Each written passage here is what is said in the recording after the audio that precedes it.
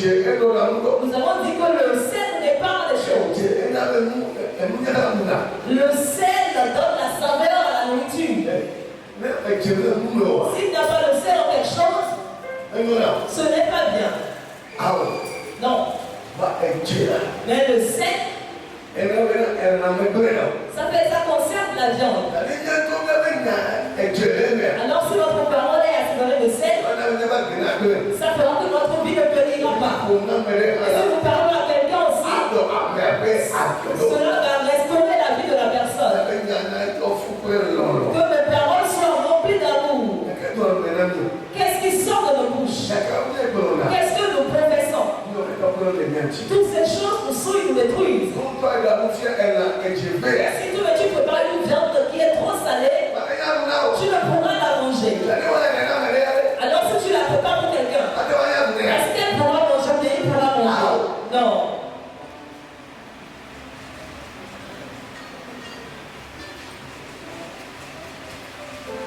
Alléluia.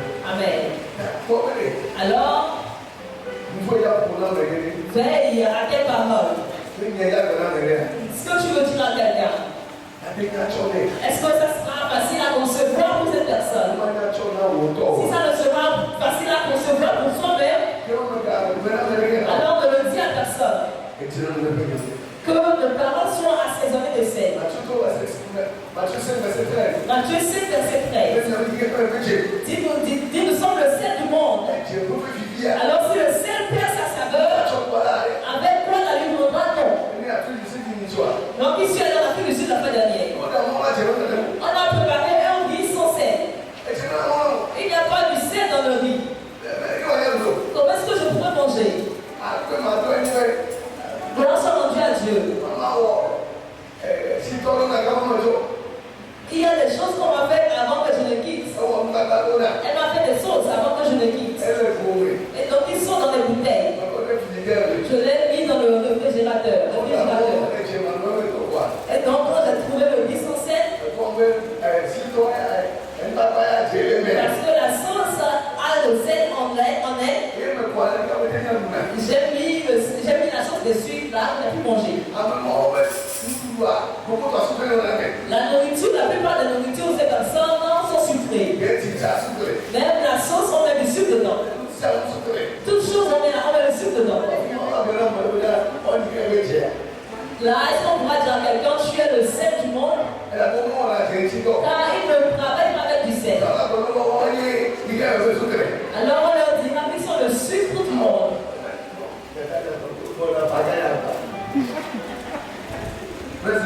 Alléluia. Alléluia. C'est ça, on parle de l'évangile selon la culture. Est-ce que vous comprenez?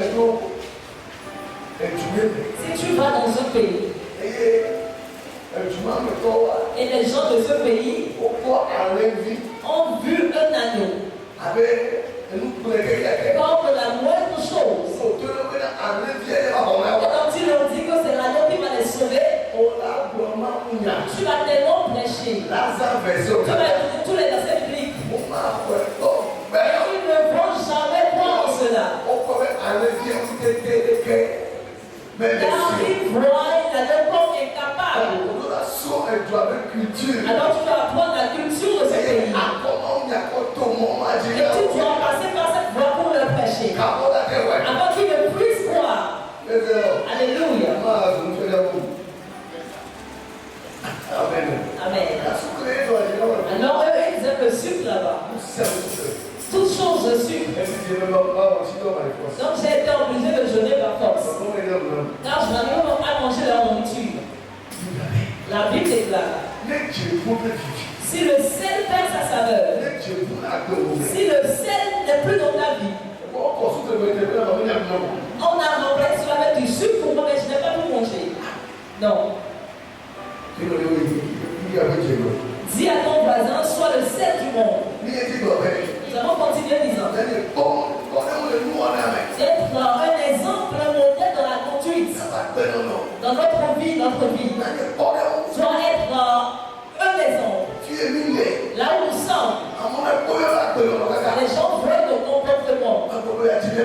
Et Les gens dans leur famille. C'est à cause des personnes, alors moi je n'irai jamais à l'église.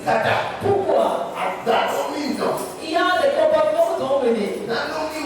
Des choses que nous avons faites. Donc aussi la personne est ainsi. Alors votre Jésus aussi est ainsi. Alors nous ne nous repentirons pas. Mais il faut que notre vie soit un exemple pour d'autres personnes. Nous avons continué hier en disant nous devons être un exemple en amour. Nous avons lu le livre de 1 Corinthiens 13. À partir du verset 4 à 7. Nous avons lu le verset 13 aussi. Et nous avons vu aussi on peut préparer la sauce de l'amour. Les condiments avec lesquels on prépare la sauce. Les poissons qui sont dedans. Les poissons fumeux qui sont dedans. Les crabes qui y vont. Les gingembre. Les poissons conservés. Des choses avec lesquelles on prépare la sauce. Si tu les vois, tu sors de personne. Si tu vas à la maison, va lire ce passage. 1 Corinthiens 13. Verset 4 à 7. La Bible déclare. Le verset 13 a dit la foi, l'espérance et l'amour. Ces trois choses existent. Mais l'amour surpasse tout. Alors si tu pries, si tu parles en langue, si tu as de grandes oreilles, tu pourras entendre au moment de cette chose. Tu n'as pas l'amour, tu es devenu une chose vide. L'amour surpasse toutes choses. Alors aimons-nous les uns les autres. Pas juste dans la parole, mais on l'exalte aussi. Nous devons aimer. L'amour excuse tout.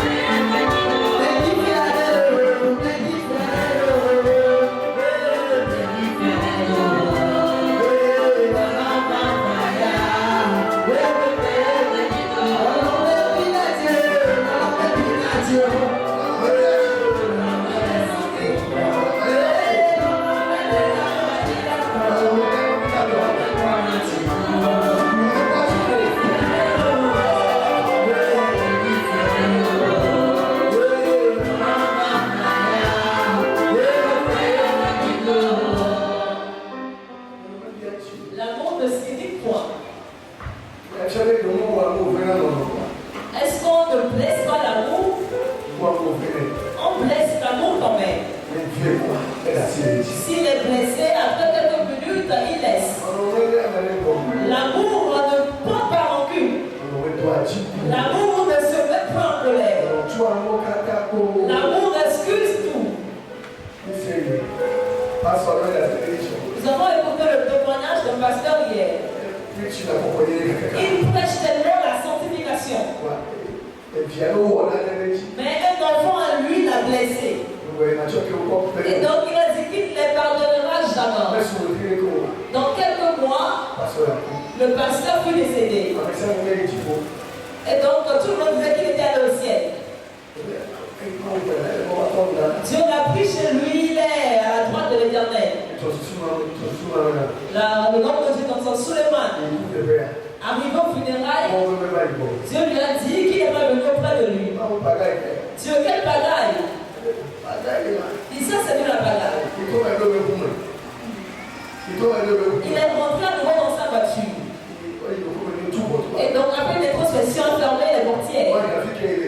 Peut-être là où il était, Il y avait des témoins là-bas qui nous parlaient. Alors il parlait dans sa propre voiture. Dieu, que dis-tu? Dieu dit oui. Il n'est pas venu vers lui. Il n'a pas vu sa face. Il dit ce n'est pas possible. Car la personne prêche la sanctification. Tout le monde savait qu'il allait donner une vie de sanctification. Dieu lui a dit d'aller demander ça à sa femme. Et il allait vers sa femme. La femme pleurait. Lui aussi pleurait. Et donc il disait à l'aveugle, il a entendu la voix, Dieu lui a entendu dire que son mari n'est pas venu auprès de lui, qu'il est sur la voie de l'enfer. Elle a dit oui, je sais. Il dit quoi? Tu sais? Oui. Comment tu sais? Il dit il y a un enfant qui l'a blessé. Et donc cela lui a tellement fait du mal. Et donc il a reprimandé les enfants. Il a dit vers elle, chez elle, qu'il ne va jamais les pardonner. Et après son décès, il est allé en enfer. Bien-aimé, l'amour ne se met pas en colère. L'amour pardonne. L'amour excuse tout. L'amour est patient. En son amour, s'il était patient, il est patient, je pense en amour. Avec nous, les grands pécheurs, nous nous sommes repentis aussi.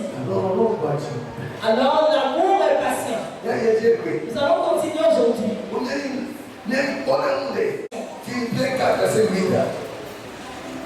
Philippiens 4, verset 8.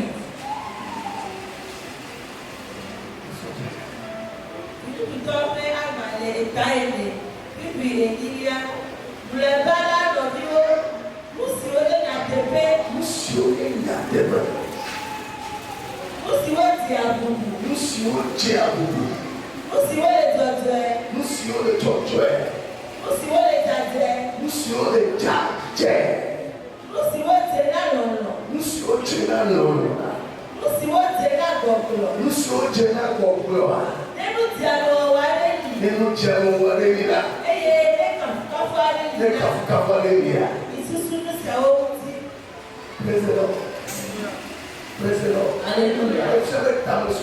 Cela démontre que tes pensées aussi peuvent te souiller. Ce que tu penses peut te souiller, peut te souiller. La Bible déclare, s'il y a quelque chose qui mérite l'approbation, une chose qui est pure, honneur, et qui mérite l'approbation, que cela soit l'objet de nos pensées. Tu